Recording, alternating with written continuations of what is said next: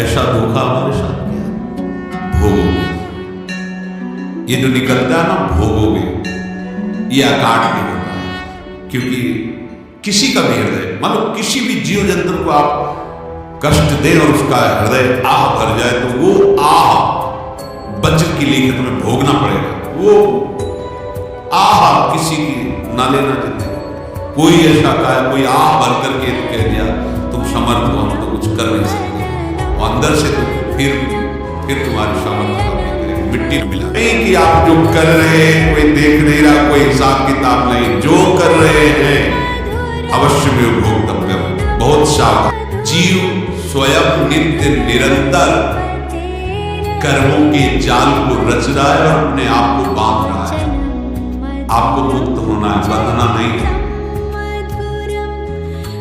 जीव का जन्म कर्मों के अनुबंध से होता है, कर्मों के बंधन से होता है, और उसको अपना ऋण चुकाना होता है। कर्मानुबंध ये बहुत सूक्ष्म विषय है। जैसे आप जिस परिवार में जन्म लिए हैं तो उस परिवार के लोगों से आपका ऋण है, इसलिए उसी परिवार में आप आए, और ऋणानुबंध उसको बिना चुकाए या बिना वसूल किए आप वहां से जाएंगे नहीं। आपको लेना है तो वसूल करना है, और देना है तो चुकाना है। ये पूर्व के जन्मों से निश्चित किया गया है।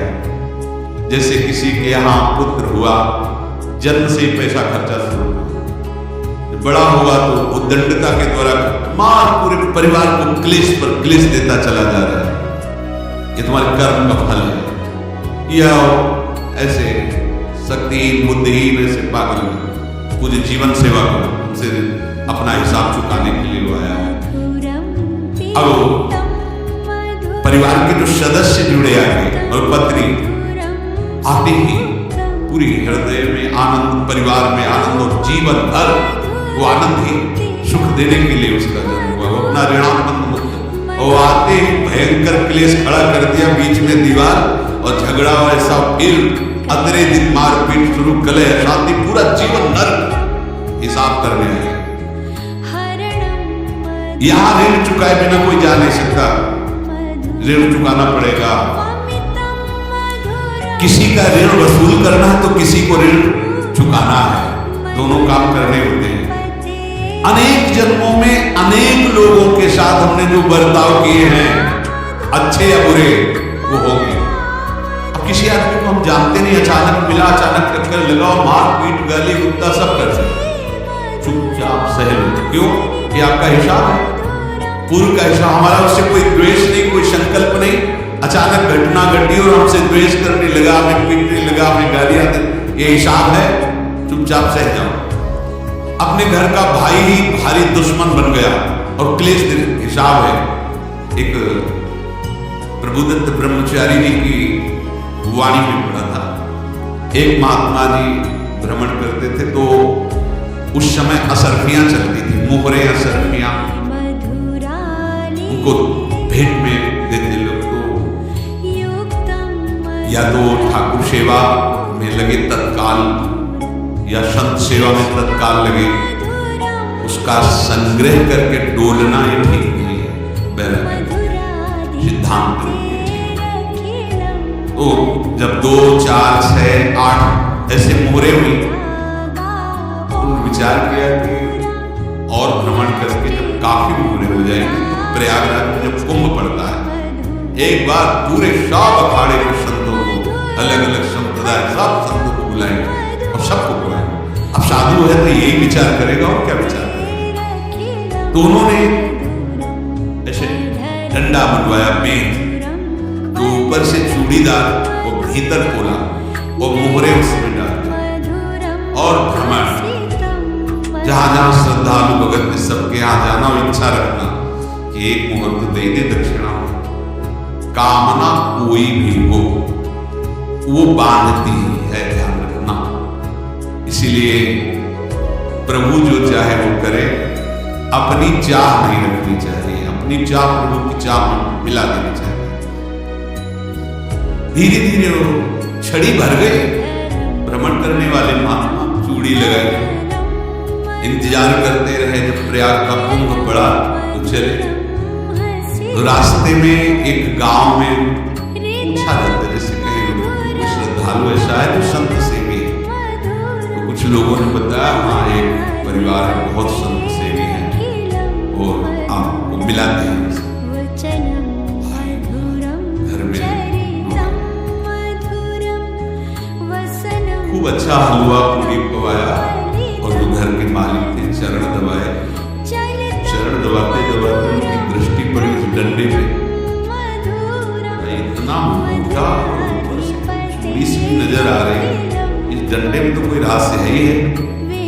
अब महात्मा ने खवा पिला के सुला दिया। महात्मा जी जब सो गए, पत्नी से धीरे से कहा और डंडा लो बाबा जी का। डंडा चूड़ीदार जो खुला पलटा है तो सैकड़ों ऐसे संत रोज बता रहे आनंद हो जाए। फिर पत्नी से कहा नाक के कंकड़ ना, वो तो महात्मा जी तो खाए खीर पूरी आराम से सो रहे। रात में पूरी प्लानिंग करके उसमें कंकड़ भर के चूड़ी लगाकर सिराने रखते, सारी मोहरें हटा। महात्मा जी आराम से झगड़े उठा तो वजन पक्का। वैसे बड़े लोग चतुर होते हैं पर ये नहीं जानते कि कर्म कितना भयानक होता है। और उनकी कोई संतान नहीं थी पर धन में इतना प्रेम उनको था, बहुत सावधान। साधु महात्माओं के पास जो अर्थ है गृहस्थी अगर आता वहीं से, पर अगर उसको जोर जबरदस्ती या किसी छल कपट से तो वो उसका विनाश ही करता है। आज तक का प्रमाण है। अब उनको ये भाव पता नहीं होगा या पता होगा तो लोग के कारण वो उसको मान नहीं पाए होंगे। महात्मा जी गए प्रयाग में, किसी अखाड़े पर रुके और वहां प्रार्थना की कि कल जो है संपूर्ण अखाड़ों का निमंत्रण किया जाए और सब संतों को भोग पवाया जाए, उनको दक्षिणा दी जाए।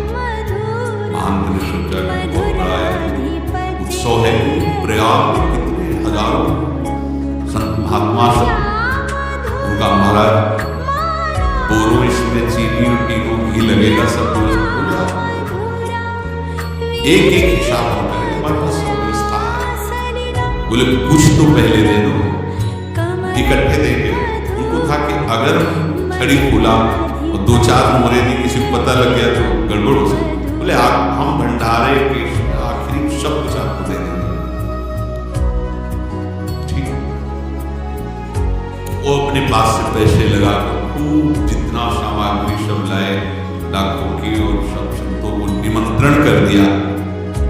संत जन निमंत्रित हो गए, भंडारा बन रहा है। तब वहां महंत है उनका भंडारा भी बन रहा है, संतों को निमंत्रण। अब आप अर्थ की व्यवस्था कीजिए, क्योंकि इतनी बड़ी हमारी सामर्थ्य नहीं थी जितना हमने किसी तरह हमने व्यवस्था की। अब मुझे अर्थ चाहिए, तभी आगे की व्यवस्था बढ़ेगी। संतों को दक्षिणा देंगे और जिनसे अर्थ लिया उनको दे। देखो रसोई बन गई सब, उनका सब विश्वास नहीं रहेगा। उनको तो था ना कि मोहरे कितना उनको सदमा लगा होगा। हजारों संतों का निमंत्रण रसोई पर और संत होके छल कपट, तो उनका महाराज आपने तुम्हारा नाश कर दिया जो महंत थे। अब बताओ रसोई बन गई, संत निमंत्रित हो गए, आप ये कंकड़ दिखा रहे हैं। आपने तो बर्बाद कर दिया। हमारी इतनी सामर्थ्य नहीं थी, आप पहले बता देते। संत होकर ऐसा छल कपट। अब वो बोले तो क्या बोले, क्योंकि उनको पता था कि मोहरे हैं इसमें। अंदर से उनका चिंतन गया उसी से, अच्छा ऐसा धोखा हमारे साथ किया, भोगोगे। ये जो निकलता है ना भोगोगे, ये आकाट नहीं होता है। क्योंकि किसी का भी हृदय, मतलब किसी भी जीव जंतु को आप कष्ट दें और उसका हृदय आह भर जाए तो वो आह बचत के लिए तुम्हें भोगना पड़ेगा। वो देखो भीष्म जी को भोगना पड़ेगा। सांप को ऐसे धनुष के नोक से उठाया और बबूल के कांटों के ऊपर फेंक दिया। कई दिन तक छेदा हुआ, वो आह भर करके मरा। तो आपको 6 महीने बाणों की सही आप करो। आह किसी की ना लेना चाहिए। कोई ऐसा कहा, कोई आह भर करके कह दिया तुम समर्थ हो, हम तो कुछ कर नहीं सकते। वो अंदर से तो फिर तुम्हारी सामर्थ्य काम नहीं करेगी, मिट्टी में मिला देगी। फिर तो शांत और भगवत आराधना के लिए, संत आराधना के लिए ही ऐसा किए हुए थे। अब इनका कैसे मुंह दिखाएं? अब क्या करें? सुबह संत जन आएंगे, सबके बीच में हमारी ये देखो इन्होंने, अब क्या करें? गए और संगम में जाके छलांग लगाए, अपने प्राण दे। अब उनके तो पास मोहरे थी और व्यापार बढ़ा, और 9-10 महीने बाद ही लड़का। अब तो उनको आज संत फलीभूत हो गया, व्यापार चल रहा, लड़का नहीं होता था, लड़का भी हो गया, बड़ा आनंद छा रहा है। जब से वो प्रकट हुए और धन की वृद्धि शुरू हो गई, पढ़ाई लिखाई में उनके खर्चा हुआ, बस बीमारी शुरू हो गई उनके शरीर में, अब उसमें पैसा जाना शुरू हुआ। इतने आसक्त वो दोनों हो गए कि कुछ भी हो, व्यापार ठप, संपत्ति बेचना शुरू। तो उन्होंने कहा कि बेटा मैं क्या कर सकता हूं? बोले हमारी अंतिम इच्छा है प्रयाग चलना, और जितने प्रयाग में संत महात्मा सबको एक बार भंडारा करो, हमारी इच्छा अंतिम है, क्योंकि अंतिम ये इच्छा थी।